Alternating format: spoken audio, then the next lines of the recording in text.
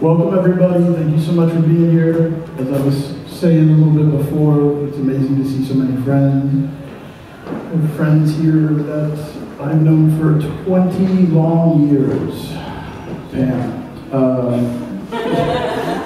Anyway, it's very nice to see everybody.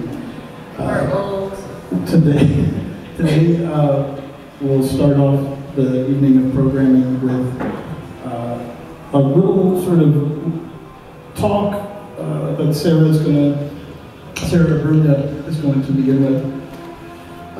So I'll just sort of start it off by saying that I met Sara on a weekend that was life-changing for me, where I had met my friend Lázaro Rodriguez, Sara Abruña, and my other friend Nina Hartman, and it was this 3 days of just driving around Miami and eating pizza and going to punk shows, and it was like a really very formative, special time for me, where I finally felt like I had met new people that also felt like immediately there was like a kinship with.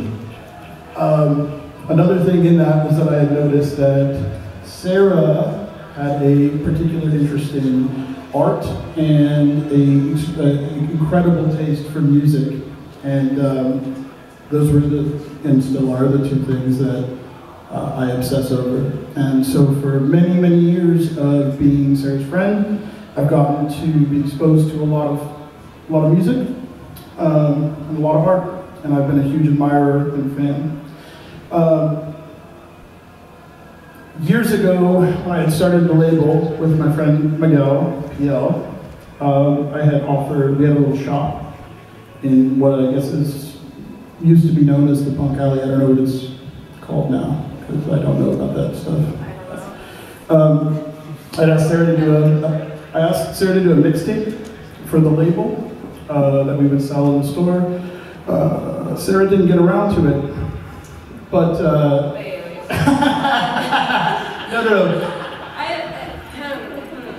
I made it. Someone didn't. Where did it go? I released it myself. You know, a lot of things slipped through the cracks in those eras. There was a lot of cracks. There still are, trying to fill them every day. So that, from what I understand, Sara, did that begin a series? Because you were making zines, you were doing all of this art that was sort of punk adjacent and otherwise. You were studying, you had finished maybe by then, but you know, this kind of, how did that sort of factor into the longer term situation where you were now, you have an NTS show, now you are a regular on WFMU. How has this kind of developed from there? Do you mean like how, what I started, that mix, how that developed into what it is now, or how this progressed? Yeah. I feel like that was just like the little push I needed to do that. I feel like oftentimes I just need like a really specific kind of, like, someone needs to tell me, can you do this? And then like the wheels roll or whatever. But I do feel like my own personal experience, just like finding my way playing music as like a femme-identifying person. I think being with people like who were musicians, like mostly cis dudes that were in bands and stuff like that, I felt like I didn't really have like access to that for a really long time, and I think there's something about finding my own space in that, and sort of like that sort of fueled my interest in like trying to like uncover different kinds of artists that like were maybe like less represented or lesser known, and thinking about what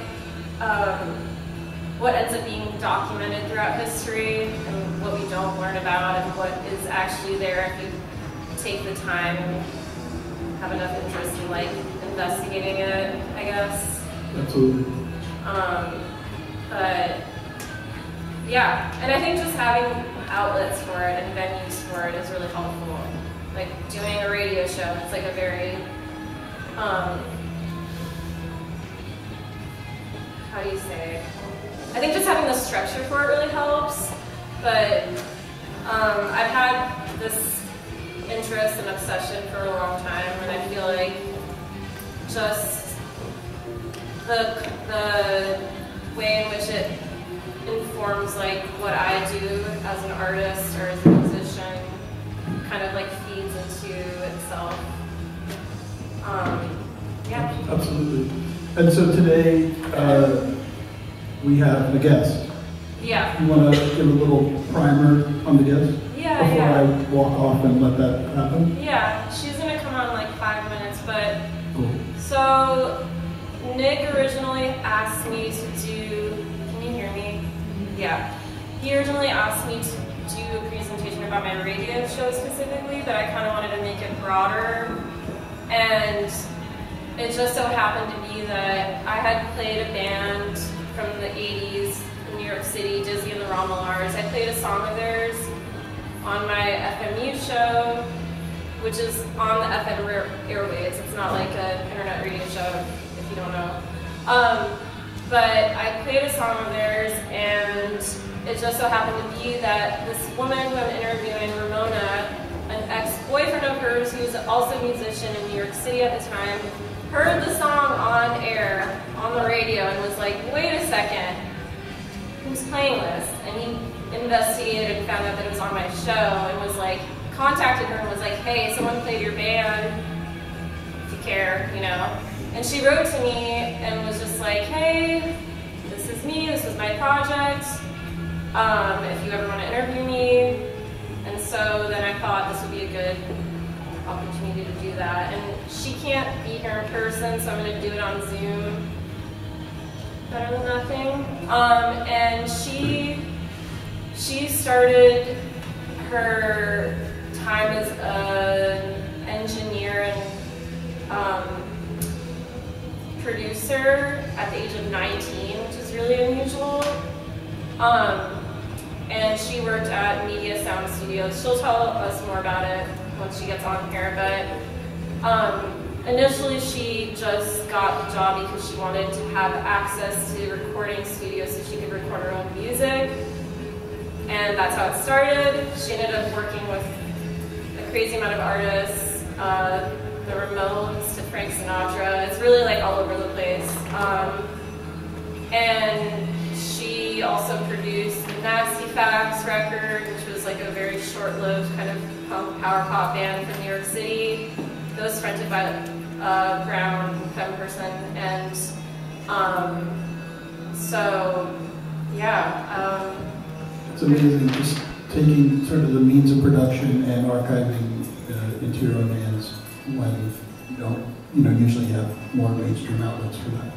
Yeah, I mean, I think at the time there was more resources and money just in the music industry in general, but I think if you were like a very like DIY whatever project, it was expensive. It was going to be like $200 for you or something. So like most people couldn't afford that. And so obviously that also affects like what ends up getting to a record, what's documented, what you end up hearing. And she knew that from an early stage, and that's how she has these recordings out there. She worked at Media Sound. Sorry. Yeah, no. But before we jump in, you provided a number of printed material here. Can you tell us a little bit about that? Yeah, I made a really small amount. If you want one, you can grab it now or after. And it's just like a selection of shows from my FMU show that I picked that had some particular significance to me in one way or another. Yeah, and you can scan it there. You can find a link to the archive. The archive's amazing. They've been doing it since like 20 plus years. It's all there. You can find my show. You can find a ton of other stuff. And hopefully this just like begins your exploration of that. But yeah, and then also just as an aside, the FMU chat board is a really funny little insular social space on its own. It's really like something of the past. You don't really find that in many places anymore. And there's a whole community of people there that like know each other and talk to each other, and like all sorts of crazy stuff ends up being discussed. And I screenshotted some of like my choice ones in the back. They're pretty funny. And yeah, I think that we're gonna have her on in a moment, and I figure her and I can talk for a while, and then afterwards if you want to ask anything or talk. And also this video that I have on loop is a compilation of different bands and artists that I've played on my show that it's mostly like live performances or music videos somewhat. And I'll play more of that once we finish the conversation. Amazing. So maybe we take a little second, everybody. Are we somewhere close to the arrival of our esteemed guest? I think she's there, so I'm gonna switch over to Zoom. Now's the time to grab a Zoom, crack a beer, some kind of white claw, seltzer. And again, thank you all for being here.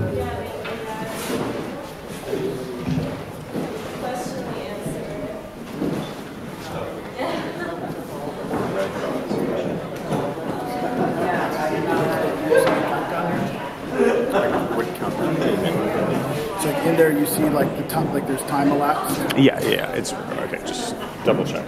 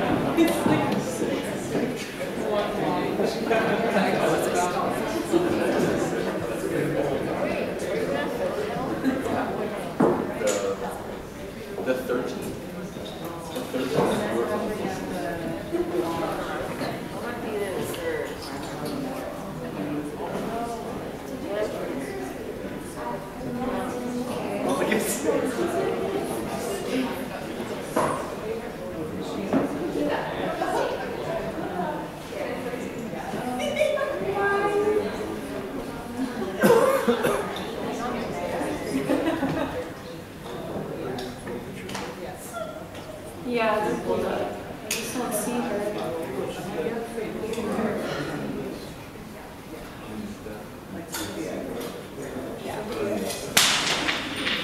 Oh, okay. Hi. All right. Yes. Hi. Can you hear me? Hold on. I can hear you. Okay. You changed your glasses. Yeah. You want to do a little better? All right. Hold on. Okay. Can you hear me? Yes. Maybe we can Okay. turn you up a little bit. Hold on. All right. Cool. Okay. I'm gonna hide myself. Let me see if I can do that. Whatever. It's fine. Let's start. Okay. Cool. Okay. I'll quickly introduce you. I kind of already did a little bit, but and then I figure you can just go from there. So I I briefly mentioned that you worked at Media Sound and you started when you were 19, but I thought maybe first off I would ask how you first became involved in music in general, and then your like way into Media Sound. So you mean, like from childhood? Maybe as like once you were living in New York City, like. Okay. Well, I went to New York City to be an actress, actually, and I didn't fit in with that crowd, but I was always a songwriter. I've been writing songs since I was maybe 12 or 13, but it never occurred to me to do that. As a matter of fact, I was studying when I was about 16 or 17 at Herbert Bergdorf's studio, and what I think I would do was with every play, I would juxtapose my original songs into the audience of the instructor.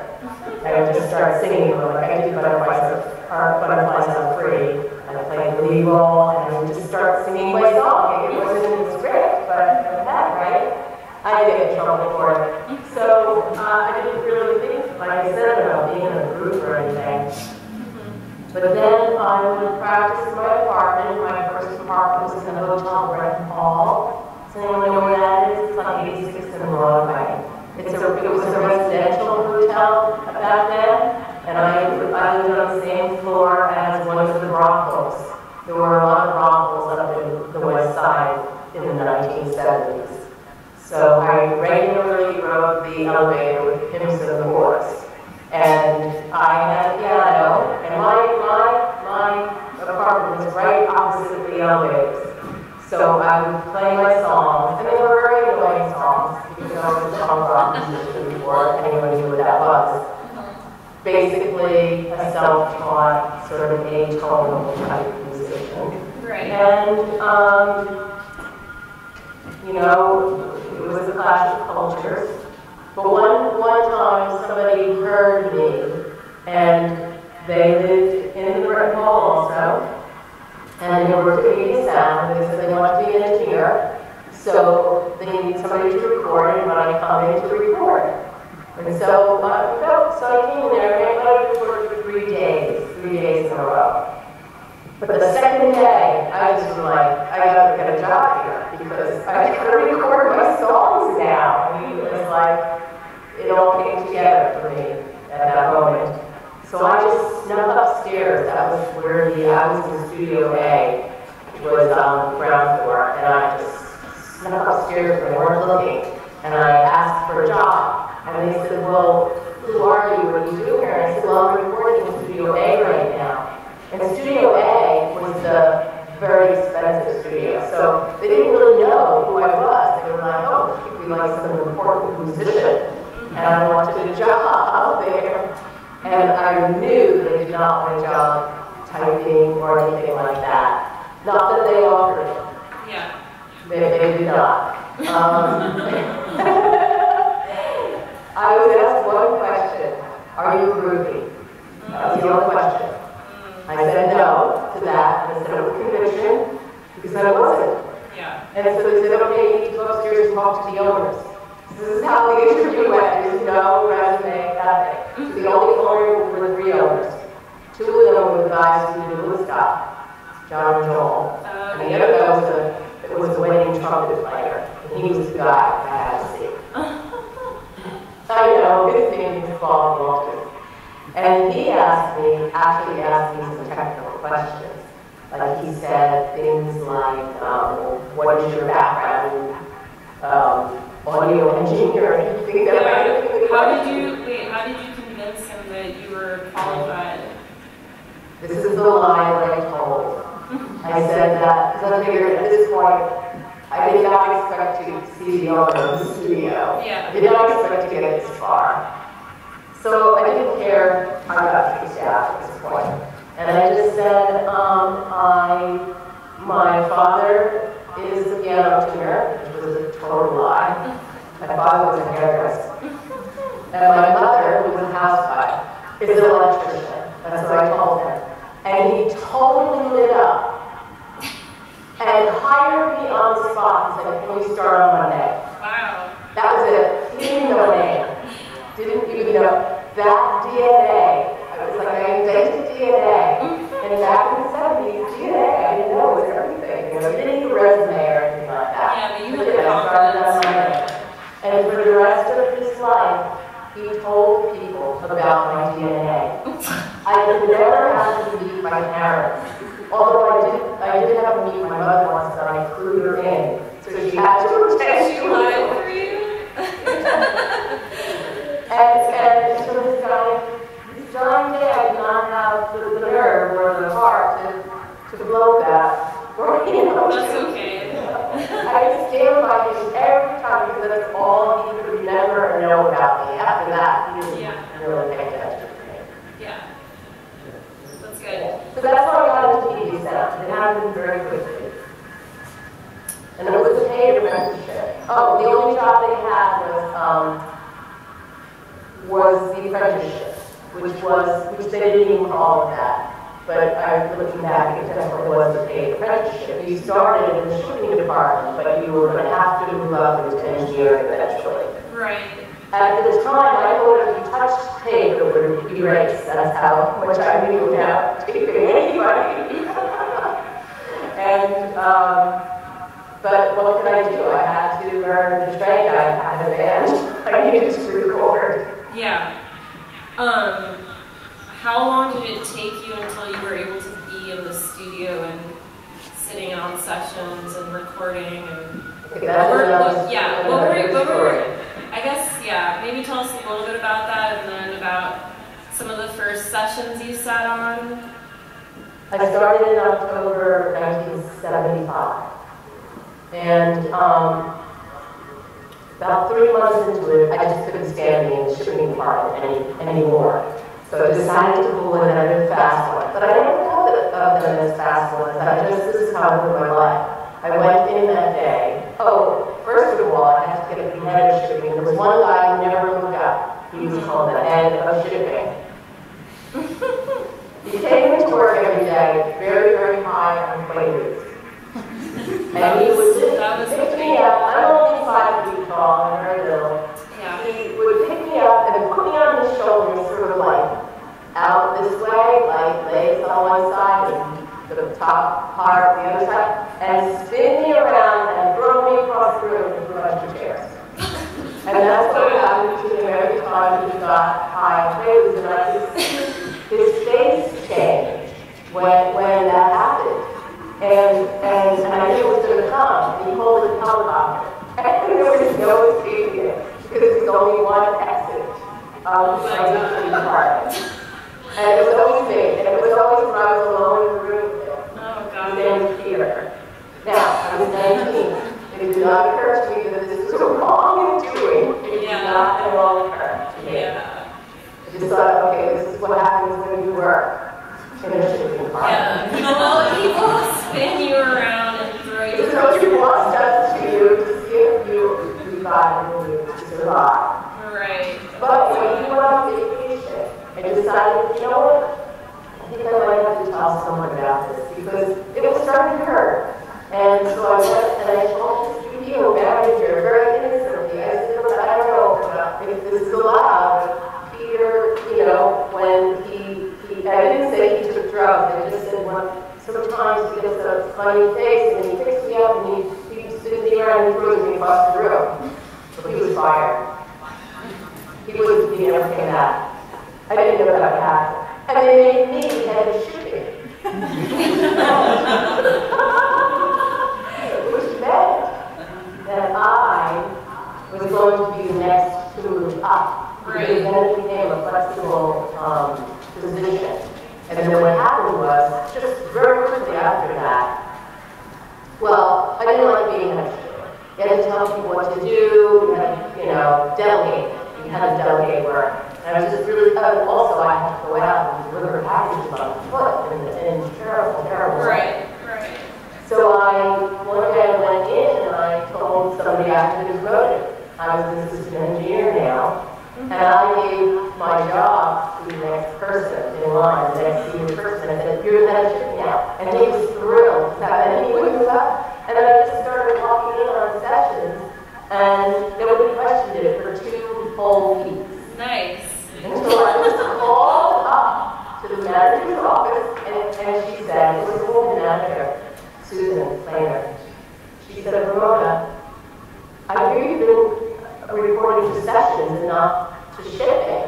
And I said, that's correct. I'm an assistant engineer now. And she said, well, no one promoted you.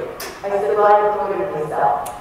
And she said, you're not allowed to do that. But, there was a but. She said, we need you to be an assistant now. But you have to go back to shipping for 2 weeks. No punishment. And then you will be assigned to sessions.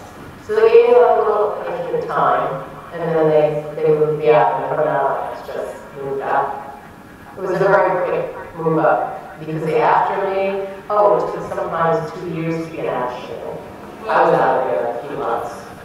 Yeah, you But actually. when you don't want to be somewhere, you just gotta leave, you know? For sure. Yeah. Well, okay. Let's see. I guess this is a really kind of open, broad question, but if you could just talk a little bit about being a young woman in that space once you were like actually in the studios, working there, and what that was like, and who became like your alliances there, and who supported what you were doing versus like. For the first year, I was not a drug person. Everybody took drugs back then. And they ranged from pot to quaaludes to cocaine was a big thing in the 70s. And because of that, because I worked so many hours, I worked like 10, 15-hour days, 6 days a week. I had no friends because I wasn't able to make friends at the studio. So the first year of my life, I was 19, I would work, I would go home, and I would go sleep, and I would come back to work again. And on times when I went home maybe early, I would sit by myself on the stairs of the Museum of Natural History. And I would cry. And then I would wonder why I had friends. Because I also didn't drink, so I wasn't going to go to a bar either. And I didn't have a band yet. I didn't have a band, so I just had my songwriting, which is a lonely thing. Right. So, and it never occurred to me, well, friends will come along someday. I think 2 years went by, actually, in that phase, 2 years of not knowing what to do about the social life. Because as many of you probably know, if you work that many hours at a job, the only people you see are the people you work with.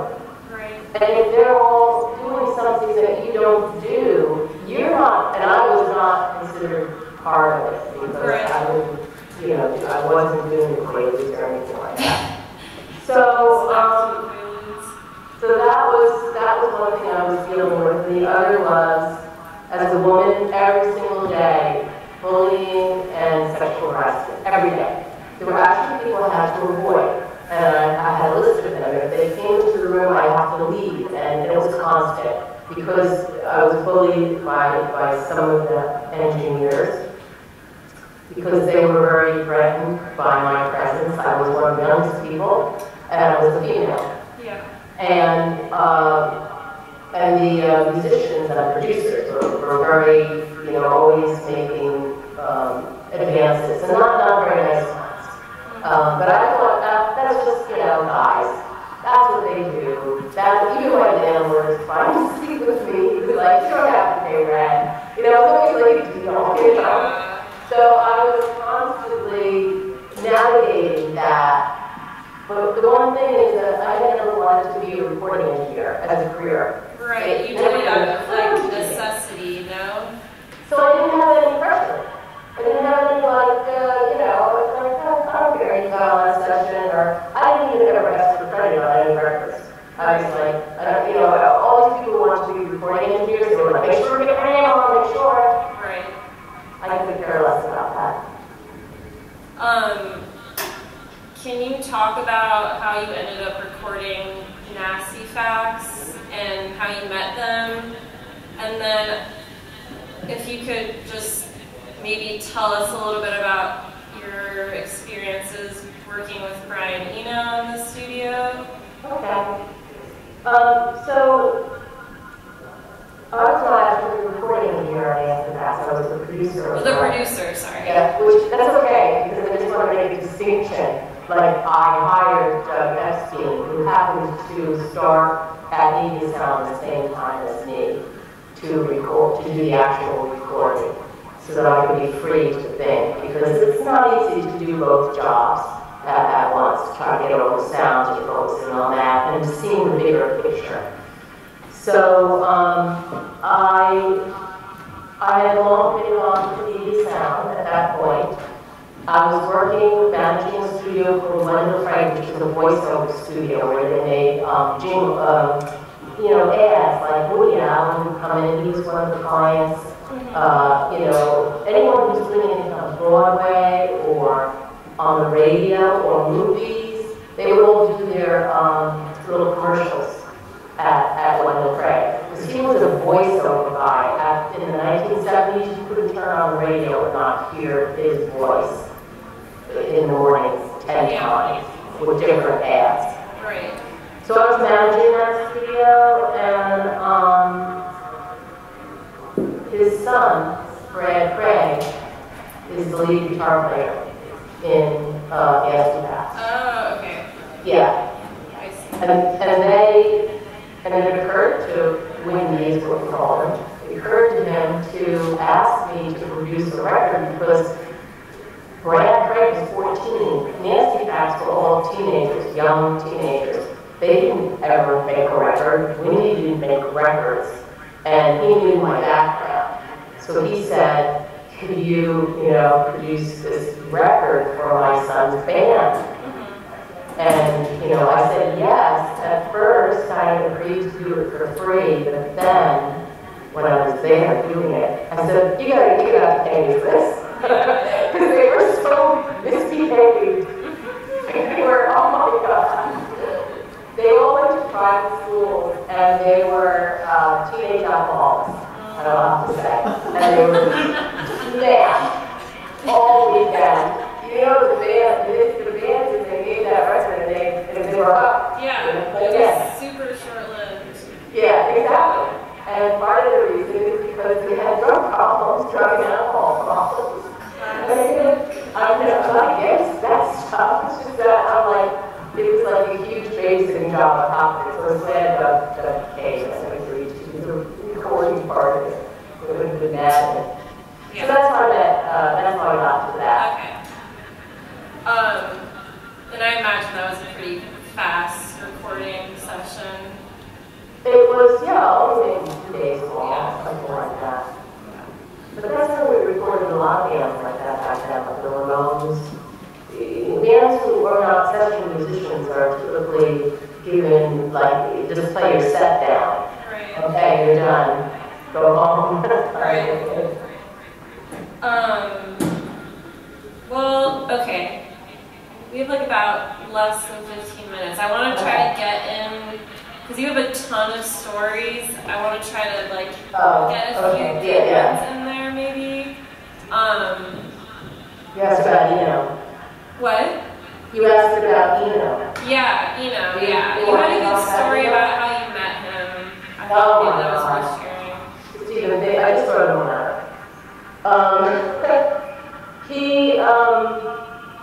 He was at Kansas City seeing a band called Destroy All Monsters, I think it was. It was from Detroit. Do you know the band? Yeah. Okay.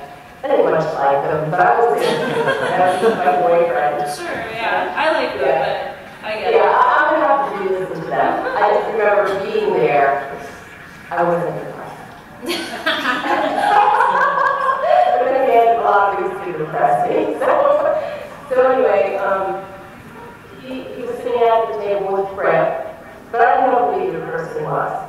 But my boyfriend did. My boyfriend followed all kinds of music, and that's why I was at Destroy All Monsters, because he made go. Wait, hold on. Was this the boyfriend that heard me In the play browser. your song on the radio and then Yeah, contacted that's you? right. Okay. Yeah, he's the boy, the ex, he's not my boyfriend anymore. Well, yeah, right? your ex. Yeah. But he said he nearly fainted when he heard the song. And he looked it all up for me, and he let me know. He was the lead guitar player in the Rousers. Okay. And he's like, you gotta go over there, you gotta go over there. You're gonna work with Brian Eno tomorrow, go over and say hi. I'm like, I don't do that kind of thing. You know, I'll meet him tomorrow. We'll see anyway. But Tom was like, you know, you gotta do it. He kept really pestering me. So I went over to the table. And I stood there. And I looked at them, and they looked up at me. And I said, which one of you guys is Brian Eno? And they looked at each other and rolled their eyes and looked away. That was the whole meeting. And then I said, oh, well, not the whole meeting, because I said, I'm going to work with you tomorrow in the recording studio. And, you know, they're like, oh, yeah, all right. You know, they didn't say, they just looked away. They looked back on the stage and I went, okay. And then I laughed. That sounds about right. Yeah. I was so embarrassed, you know? So the next day, I didn't really know what to expect, because I didn't know which guy it was. You still didn't know? I was working with the stars of the day, Barry Manilow. I was working with Barry Manilow. Yeah. I mean, he did number one songs back then, constantly. I was working with Engelbert Humperdinck. Yeah, yes. I don't know who that is. But, you know, I mean, but we were considered to be stars on radio. Right. We were making hit records out of there. It was no joke. Yeah. So I didn't know which guy, and I didn't care, you know? Yeah. It's like, who knew how long this guy was going to be around? Right, right. So he came in carrying his shoes and bare feet. That was kind of unusual, I have to say. And I didn't notice that at first, but he immediately started apologizing to me, because I'm setting up the board. You saw a picture, you have a picture of me at the board. Yes, You wanna show I that? know. It's going by really quickly. Well, you show that. Here. This one? Wait. You can show it later. Okay, I'll show it later. Okay. So I'm at the board. It's a pretty impressive board, I said, right? And he said, I'm so sorry, you drove me up to last night, and I don't put in engineers, I didn't believe you, right? I said, I don't know who the hell you are, but I work with the stars, blah, blah, blah, you are carrying shoes. And he said, well, I need a place to wash my feet. What? Wash my feet, because he had walked from 8th Street, where he lived, to 57th Street, where we were recording. And his feet were hot as sweaty. That's what he said. And he needed to wash them. So I had to turn away because I just was so right then and there. I was like, oh my God, this is so like me, you know? And then I couldn't send him into the Studio A bathroom because there was blood all over the walls because Keith Richards had been recording. Jesus. So I sent him up to the owner's apartment. But anyway, maybe join me my ask some questions. But Ryan and I became really good friends. And I played on one of his records. Which record? Oh, okay. Yeah. But you're not credited, right? No, of course not. And that's part of my play. I need a letter back in his hand to verify all of that so that I can only be accused of lying. You know, I mean, he made me play on his record. I didn't want to. What did you play? I played the hand big three organ, an instrument I have no idea how to play, on a song that sounded like a dirge of a noise. Yeah. When it started, I went, there's some noise on the tape, there's some noise, there's no song, and that was the song. Little Friends of Three, and nothing sounds like the organ. Well, we have, I know, Are we have all? Yeah, we are. We have Why? two, I know, it's sad. We have 2 more performances after this, Oh, so okay. I want, we've been talking for so long. I know, this is like the beginning of a longer conversation. Yeah. And this is being recorded. It's gonna be documented. I thought maybe we could add like a printed little part of some extra like bits of conversation between the two of us. Yeah, I think we can do that. And you and I talked on the phone before this, and we had a lot to talk about then. Yeah. It's just like scratching the surface, but we didn't even talk about what it's like to play at CBGB. I know. You know, I know. I'm sorry. This is my first time interviewing someone. I feel like I wanted to let you kind of roll with it. So I actually have a playlist, like a video kind of mixtape thing going, and there's a live video of you guys playing at Hurrah, Disney and Oh my gosh, yeah. So that'll play later. I couldn't find any Conington's videos of when you were in the band, and I couldn't find any live videos of Nasty Facts because they probably barely ever played shows. But no, they played a lot of shows. And there's probably video. I probably have to ask them for it. Okay, well maybe you can find it. Because we're all still friends. The Nick and I are very good friends. You know, I'm friends with the Nasty Facts. Yeah. People, and you know the lead singer, she's trans. Oh really? I didn't She's know a that. gay now. Yeah. I still call her a she, but she's okay with that because I guess because I'm old and I knew her when she was a she. She's okay with that, you know.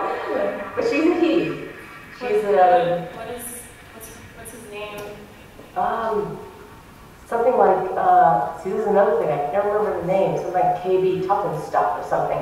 She's a Delta blues singer now. Wait, in New York City? No, she's in San Francisco, I think. Oh wow. Okay. Yeah. Cool. Yeah, KB Tough and Stuff. Okay. KB Tuffy, sometimes she calls herself. Okay. Cool. Okay. We have 3 minutes left. I figure, I know, it's like a countdown. Okay, 3 minutes, let's go. I'm sorry. I think that, I don't know. Oh my gosh, let somebody ask a question. There's so many questions. Can you talk about your time with the Ramones and how you ended up being on the record? I know it's kind of annoying. I worked on the Ramones and the Talking Heads very first records, several of them each. They were groups that nobody wanted to work with at Media Sound, so they kind of defaulted to the girl, which was fine with me because Ed Stasium was involved, and Ed Stasium was an outside engineer, so I would be the staff engineer and he'd be the outside engineer. And he was great. There were never advances, there were never bullying or anything like that. It was like, when I started working with Ed, that's when I worked with Eno, Talking Heads, Ramones, and my whole life changed. There was never any of that crap going. One of the Ramones a little bit, I have to say. Yeah, that's right. You know, these were bands that nobody at Media wanted to work with because they weren't musicians in their mind, you know. But I struck both places. I worked professionally in the studio with the session musicians, the wrecking crews, but I was a musician also in the same ilk that they were. Right. So I didn't have that kind of a judgment. And like I said, they were more my peers. So I felt really good and felt very welcome by all of them and was.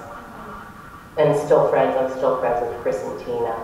And all the Ramones except for me and Ed are dead, so. And that's, they wrote the song about me, Ramona, but none of it is true. I never tried to go over the house, I liked Tommy and Dee Dee best because Dee Dee was really vibrant personality. Tommy was very level-headed. But these were guys from Queens with heavy Queens accents and attitudes, and I wasn't used to that. I had never seen anything like that before. So I kind of kept, I have a photo of you and Joey. We actually have like maybe 5 more minutes, and then I'm gonna have to end things because we have more people coming up. But you can see what I'm showing right now, right? Yeah. Okay. Yeah. There's you and Joey, but no one could tell that you're wearing a wig. It seems So people obvious. just know that they all thought that was my hair, and they were so impressed. And oh, can I tell you? Yeah. I didn't want to take this picture. That's what Joe was leaning in. Because back then, you had to buy a certain amount of shots and put it in a camera, and I think I only had 12. And I didn't want a picture of you and Joey. I saw Joey every day. Yeah, I didn't want that. And I just said, no. But then Dee Dee grabbed the camera, and that happened. Aw, too bad you don't have a Dee Dee. That's I know. No, I couldn't spare any more shots. Yeah. I had other people to take. Okay, here. I'm gonna go through these while we have a couple minutes left. That's me with the Teams very early when we first started. Glamour shot. Red Telecaster. Oops. Ah. Oh my god. Sang with, okay, Buster Poindexter. Singing with Buster Poindexter live. That's me on the right, big now. Again. Yeah, that's just a good shot of us. Oh, and these two ladies are on tour with Bruce Springsteen right now. Oh, cool. That's Lisa Lowell on the right and Susie Tyrell on the left. Wow. That's me, that's the board. That's kind of like what it would have looked like if, walked in, there I was. This is not at Media Sound. No, that's at Tower Street. Okay. But the board Again. is pretty much similar. Comatines, me on the left, obviously. Yes. And what were their names again? That's Lynn Bird in the middle and Nicholas West on the right. He went through a few names. Nicotine was the first name. And that's me in the middle. That's producing the Nasty Facts record, and that's Cheryl Boyce on the left, but now KB Tuffy. And then who's on your And right? that's Doug Epstein. What? Who? Well, the way I'm seeing it is the guy with the glasses. Yeah, who is he? Doug Epstein. Okay. The audio engineer. Gotcha. And that's Glamour shot number 2. I kind of like to set that. That's what I look like. And this Okay, is that's Comatines? me. No, Comatines? That's Comatines at Max's. Cool. And you again. That's a picture of me in the 80s, actually. That was taken by my neighbor in my bedroom, just up against, I was sitting on my bed up against the white wall, that's all. Okay. Oh, oops. That's Sorry. Worse at technology. I guess I didn't send a picture. Okay, yeah. I guess those are the photos you sent me. Oh, that was how I looked into seeing the Roll Lars that last one. Oh, cool. So. Well, I hope it was interesting to you people. What did you say? I hope it was interesting. Yeah, I mean, okay, we have 5 minutes left. I don't know if anyone wanted to ask anything or. What's the update? Like when are you still involved in the music industry? Or are you still? Any questions? Any? Yeah. Hold on. Sorry. My question is, are you still involved in the music industry and producing? I'm gonna just repeat it. Someone asked if you're still involved in the music industry and if you're still producing or engineering or any capacity. Yeah, up until a couple of years ago, maybe 2 years ago, this is what happens to all punk musicians. They become folk musicians. It's very related. It is. It's very related because it's anarchist music. So I played in a folk band with my husband, and it was just our last names together, and we made like 100 videos. You could go online on YouTube to Jan Turan Band, Janturan Band on YouTube. My husband now is in a band called Irish Hitmen. Also, on YouTube, at Irish Hitman on YouTube, if you want to check him out. And so I help them. I don't, you know, I record them when they need it, and I videotape them. And they only just really started. But now I have phased into the storytelling group, and my storytelling group is like the moth. So a lot of my stories are on the on YouTube at Yarn Slingers, / at Yarn Slingers. All one word, Yarn Slinger. Gunslinger, Yarn Slinger. So that's what I do now. In fact, I tell my stories live in front of an audience, and the next one is actually this Sunday. So we go all over the place doing that. It's like we're the most popular band upstate New York, actually. Yarn Slingers. We have like standing room only crowds. People like the stories, and you know, it's different. I miss doing music, but I couldn't do it both. Yarn Slingers got really popular and demanding for me, so I had to choose. So yeah, I'll record Yarn Slingers and do some audio-visual stuff. I'm a little lazy about it now, though. I'm not as particular, you know. I let a lot of things slide, like a little noise, or it's not, you know, I don't care. Yeah. That's good. Yeah. Any other questions? I have questions for you guys. I want to know what is the interest in the music of that time, or if people listen to it, or if they look for it somehow. Are they listening to your show to hear it? You must have a popular radio show because, yeah, go ahead. She's got the bangs. No, tell me. So, like, now it's just too easy. Like, it used to be like you had to really fucking care to do these things. Whereas, like, not that people don't care now, but it's like you can fucking flick a shit or whatever in any direction. To record? To do it, to make any kind of art. Oh, yeah. It doesn't make it less valid. Yeah. But it's like in the past, you used to have to really fucking care and, like, dedicate yourself to it. What is it? I didn't hear it all.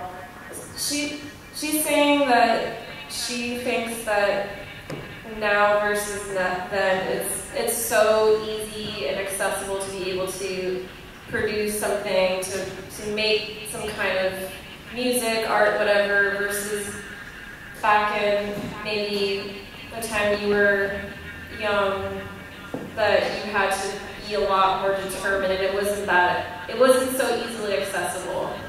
Which is like the reason why you ended up working in a recording studio, because you wanted to be able to record your own music. It wasn't like you could just click your phone and whatever, you know? I guess that's what she's saying. Oh yeah, absolutely true. I mean, just even the tape costs were enormous. I mean, a real tape, I forget what it cost. I mean, the studio time was $250 an hour. Yeah. That's back in the 70s. That's a lot. But also media sound was like, you know, very high end.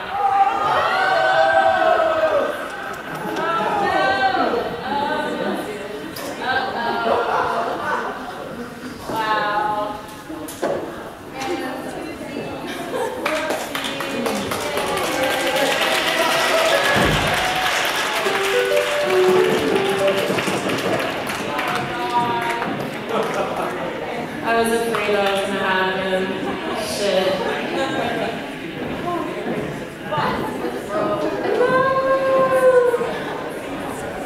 Alright. Yeah. Thank you guys. Thanks for bearing with the slightly turfy, transphobic bit. I was afraid that